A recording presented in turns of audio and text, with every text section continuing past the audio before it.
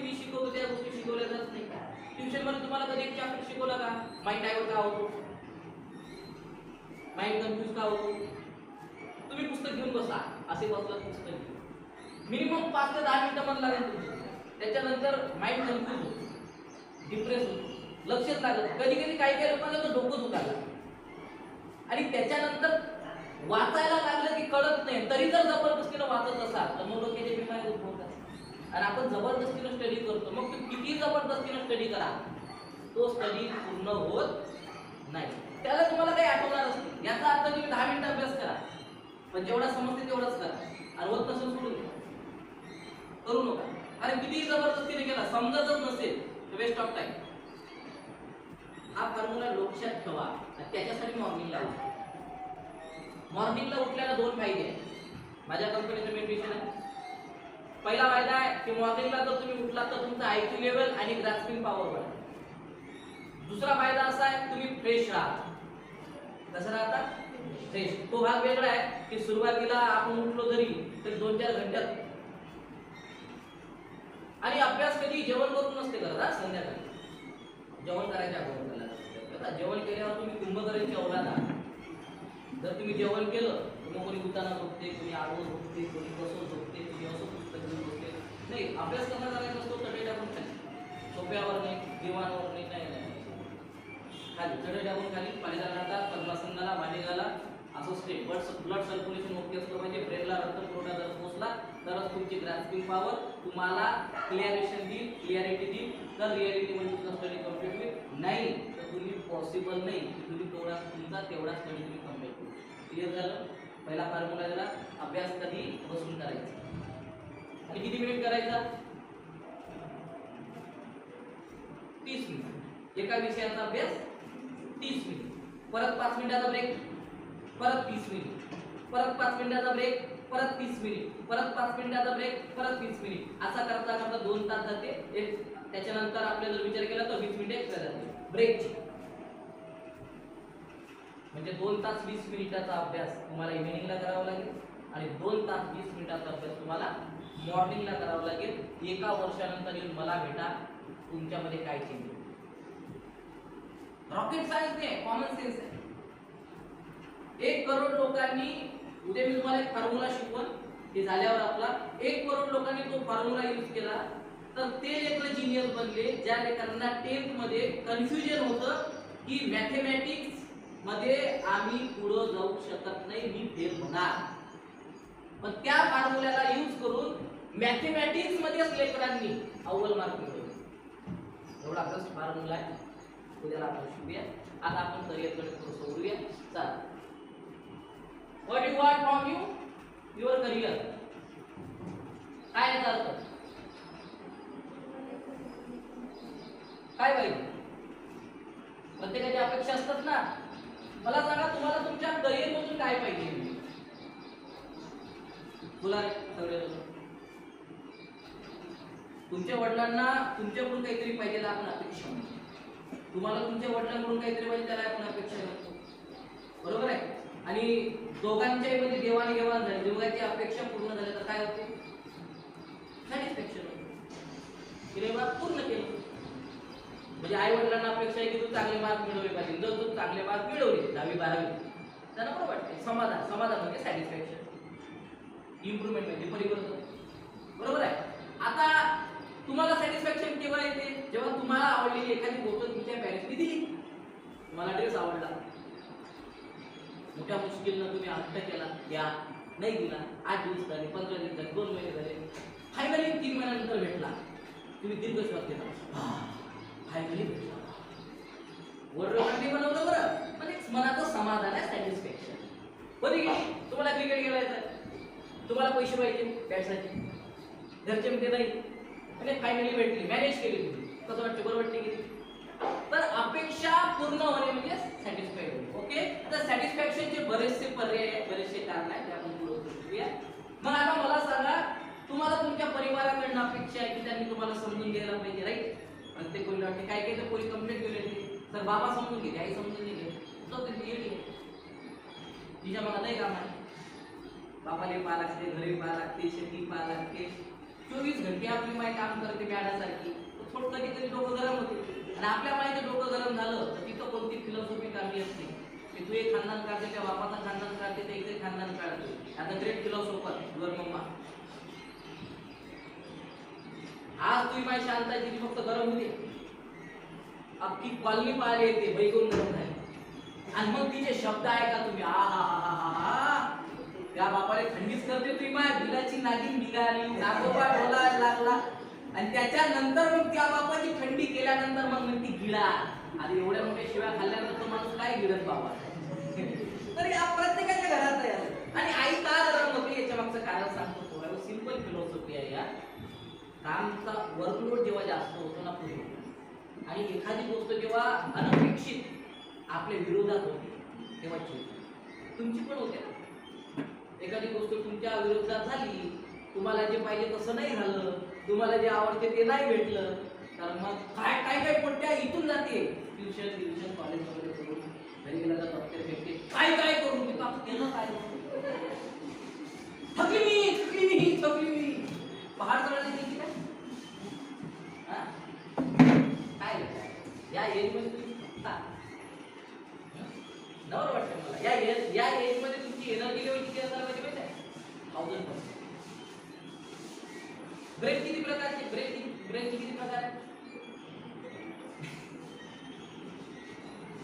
काय किती प्रकार आहे बघ. 2 प्रकार आहे, एक मोठा एक छोटा. काढून दाखव. मग चालवतो कोणता, तो म्हणे छोटा. म्हटलं मोठा काय करते मग?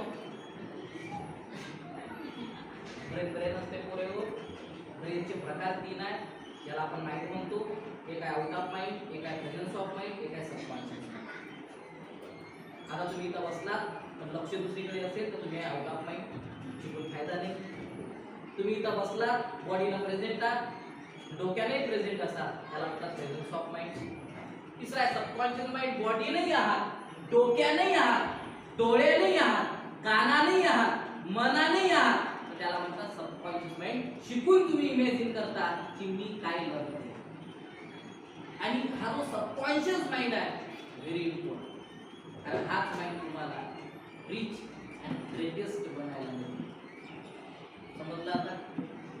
जर मी शिकवल्यानंतर कदाचित मी नेहमी विचार करतो की माझ्या क्लासेसचा अभ्यास करावा लागत नाही, पण तरी डायऱ्या पेन काढत जा, काही गोष्टी नोट करायला लागत असते. नुसतं मी बोलतो तर लोक डायरी पेन घेऊन येतात, नुसतं बोलतो जरी असं. ट्रेनिंगच्या व्यतिरिक्त मुलांसोबत जेव्हा मी बसतो ना, असं बोलतो जरी ना, तरी पोरी नोट करतात. कधी माझ्या तोंडातून चांगला शब्द निघून सांगता येत नाही. तर प्रत्येकाला अपेक्षा असते कडे कळाली इथपर्यंत. घरच्यांना आपल्याकडनं आहे, आपल्याला टीचरला आपल्याकडनं आहे. कोणते शिकले पाहिजे, नालायक, चांगले मार्क मिळवले पाहिजे, तर कॉलेजचं नाव मोठं होईल, कॉलेजची रँक वाढेल. राईट आहे रॉंग?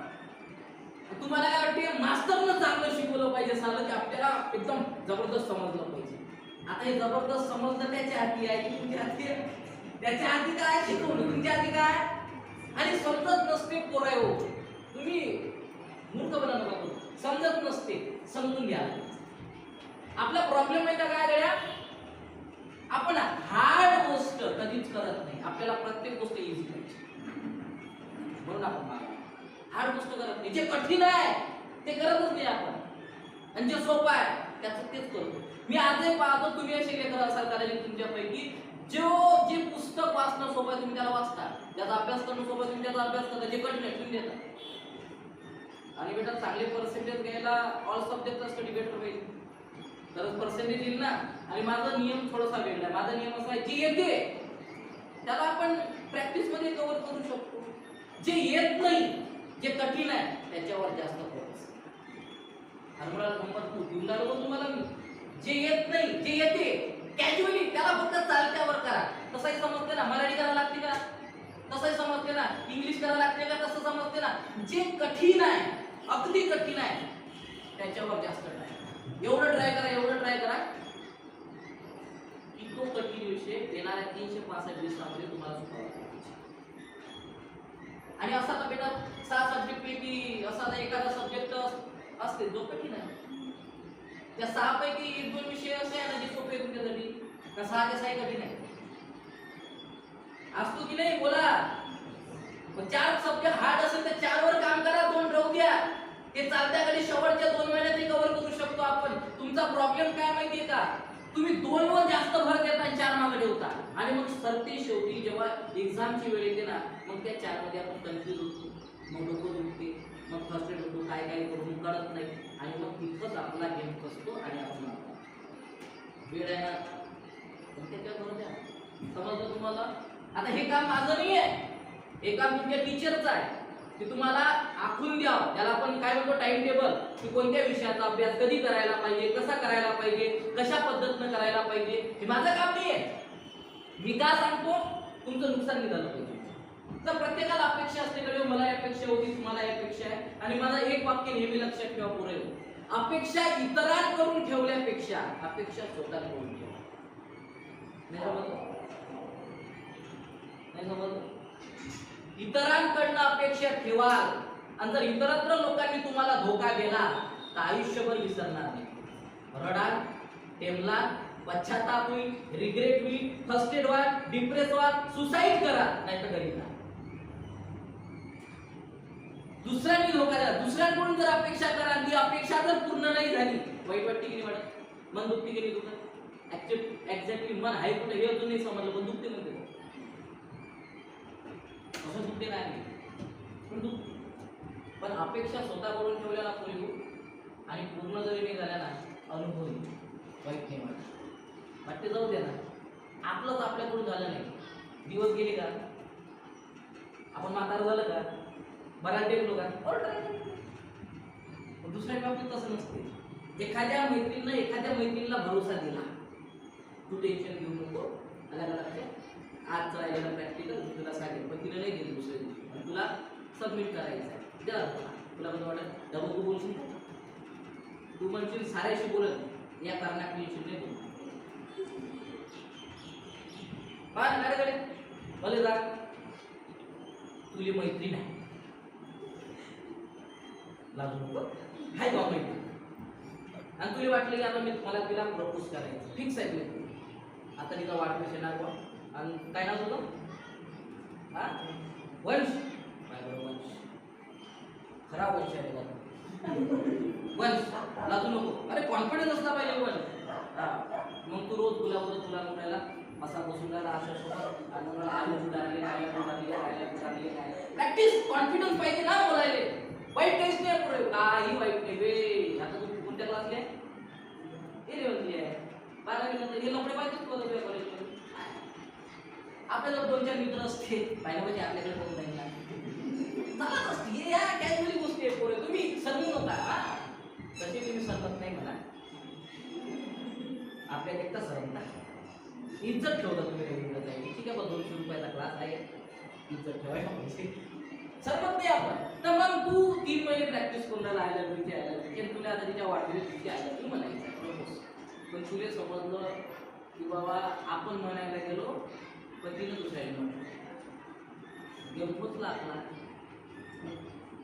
तुझ्या मनात तिच्याविषयी काय प्रतिमा आहे, तिच्याविषयी तू काय विचार करशील.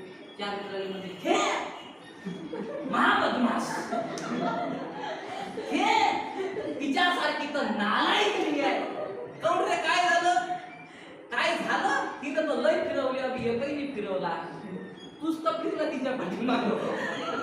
आपण आपल्या चुका कधी सांगत, देर कोणी केली, लेट कोणी केलं सांगा, यानं फायदा कोणी घेतला, असंच आहे आपल्याला. पण कोणावर डिपेंड नको करू, सेल्फ दुसऱ्यावर डिपेंड राहाल ना तर लेट व्हा, आणि स्वतःवर विश्वास ठेवून जर स्वतःकडून अपेक्षा कराल ना लेट व्हा, पुढे. रवींद्र तायडेनं, मला आठवते माझ्या कॉलेजमध्ये एक पोरगी होती, कोमल देशमुख नावाची, कॅशियरची पोरगी होती, अख्खं कॉलेज तिच्यावर म्हणत होती. मी होतो 12वी, अख्खं कॉलेज, पण भेट होतं त्या पोरीला प्रपोज करायला. आता आम्ही 5-10 मित्र, आम्ही कधी कॉलेजमध्ये गेलोच नाही, फक्त ग्राउंडवरच राहतो. माझ्या डेअरिंग एवढं चांगलं होतं पुरा की आम्ही भजायची शर्यत लावली, पार्टी. जो कोणी या पोरीला प्रपोज करेल बा त्याला भजायची पार्टी. आणि 13 वर्ष अगोदर आमचा काळ गावातला लय चांगला होता. भजेची पार्टी म्हणजे आम्हाला लय पिझ्झाची पार्टी वाटत होती त्यावेळेस. भेटत नव्हती, गरिबी होतो,